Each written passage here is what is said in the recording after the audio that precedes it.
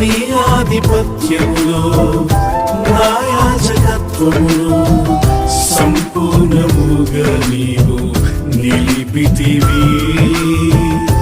ఏమివ్వగలనయ్యా నీవు చేసిన మేరకై, బ్రతుకంత నీ కొరకే జీవింతునేసయ్యా.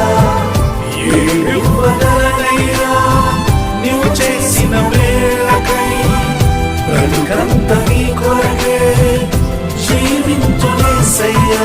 స్తోత్రము నీకు స్తోత్రము నా యేసయ్యా.